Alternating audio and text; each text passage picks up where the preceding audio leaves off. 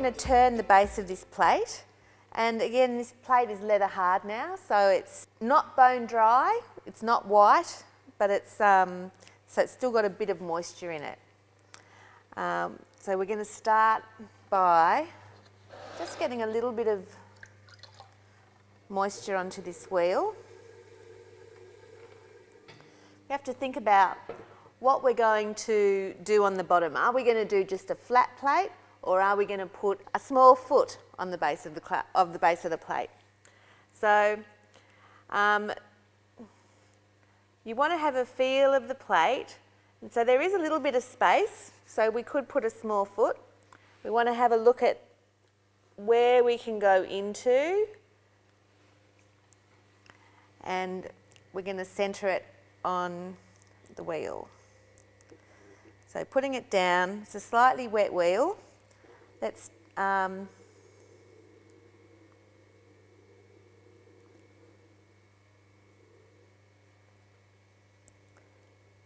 get it nice and centred.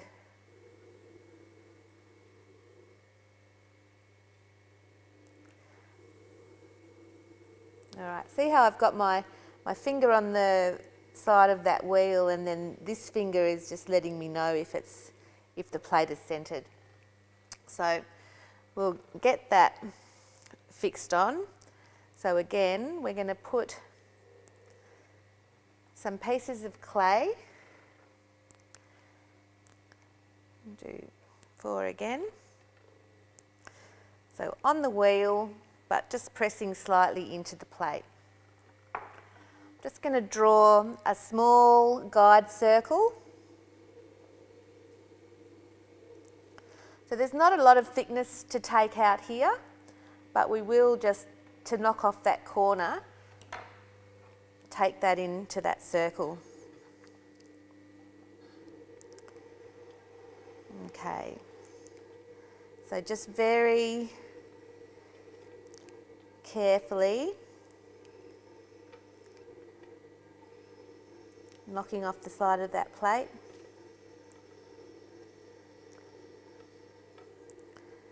Again, you're anchored here, holding this tool nice and close, like you're conducting the orchestra, and your hands are all supporting each other so that there's not too much movement. This finger is just helping roll that tool over.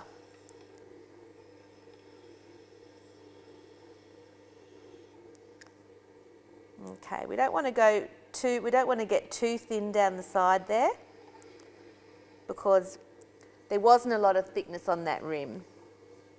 Okay, so we stop the wheel, we'll have a little look. There's a little bit of a shadow bump in there, so we'll keep going a little bit further.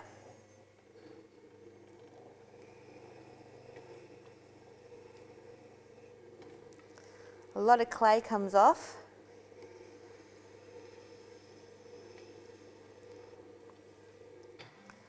Let's have another look. All right, that looks pretty even. So we're just going to take it a little bit out through the centre of the plate. Again, let's just do a little guide. So it's better to make the guide a little big to start with, because we can always take a little bit of the foot out at the end. And again, we're going to start by just doing some concentric circles, coming in to the centre of the plate.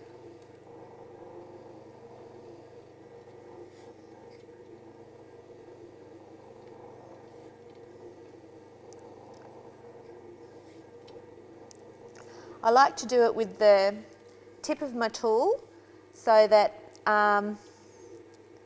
the tool doesn't jump around while you're turning. It sort of corrugates the bottom of the plate, and then when we come with the flat of the plate, with the flat of the tool, we can flatten it.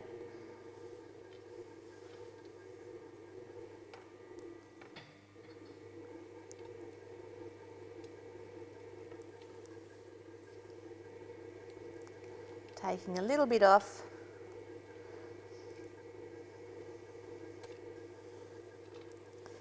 Now, depending on the size of your plate, if you've got a large expanse here and if you're going up to a high temperature, like stoneware, you might want to leave another small rim in here to stop the plate from slumping down.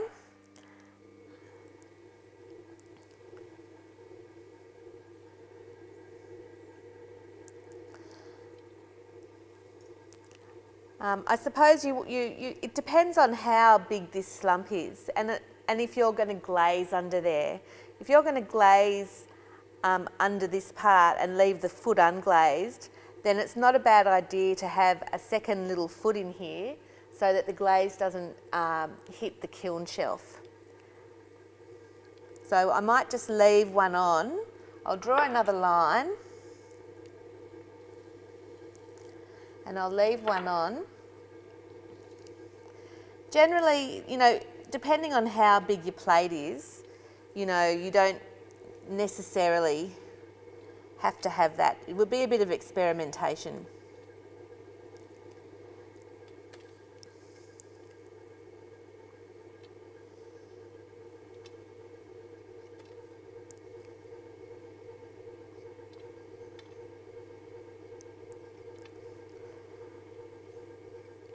If you were going to just a mid-fire, you may not get so much movement in the clay. So that being the case, I may not worry about it. But you do have to start to think about how the clay is going to move in the firing when you're making these sorts of dinnerware.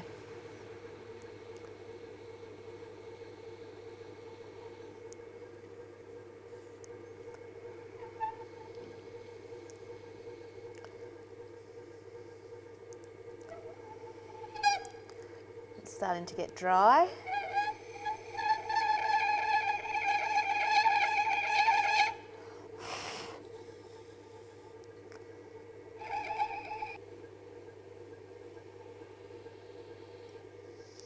Now we'll do this centre part.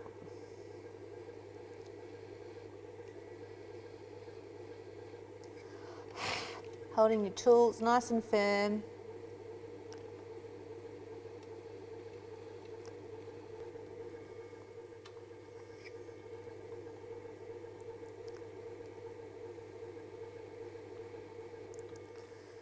So I suppose the reason that you do put a foot on a dinner plate is so that you can glaze in these inside sections and leave the foot unglazed.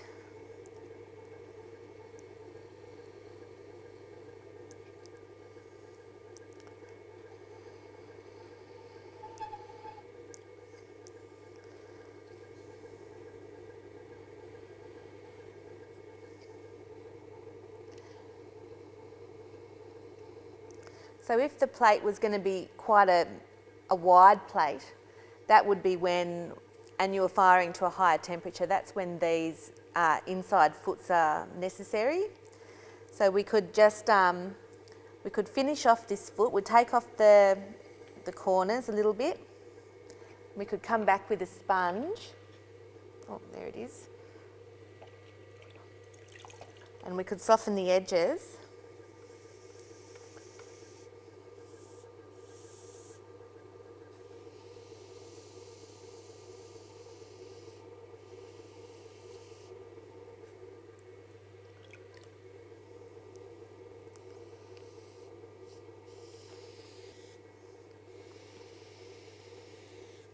Okay, I'm just going to take a little bit more out of this side here because you want to have enough space that the glaze, you can glaze in there.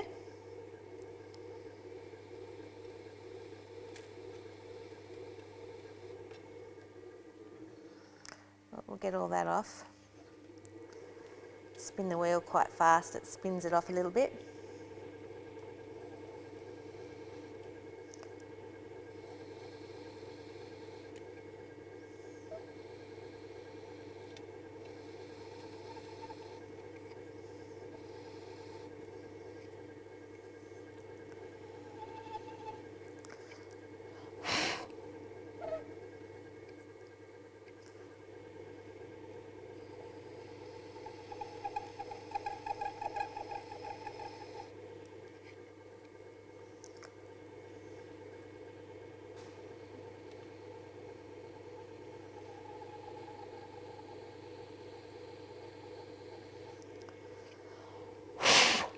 Well, that was lucky. Okay, so we'll just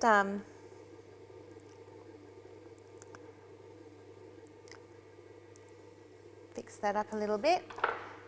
The last thing you've got to make sure of is that the inside of the plate is not higher than the outside. Otherwise, when you turn the plate up the other way, it's going to have a bit of a rock.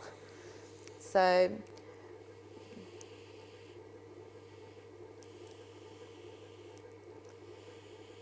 we can just check that using a piece of dowel.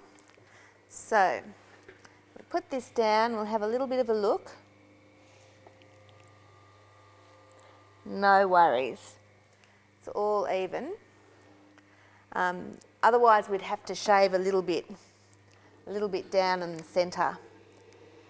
And that's the same with turning everything. You know, you don't want the inside higher, or you're going to have a little rock on your piece. Okay. Just give a little bit of a sponge off the side there. Okay. Let's have a look.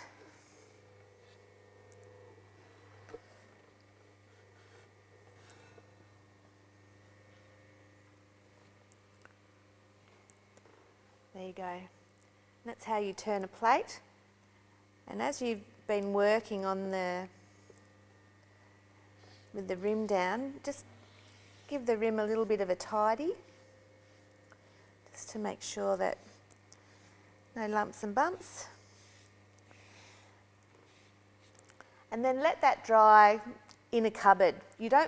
What's going to happen with this is that the rim here is going to dry a bit faster than the base.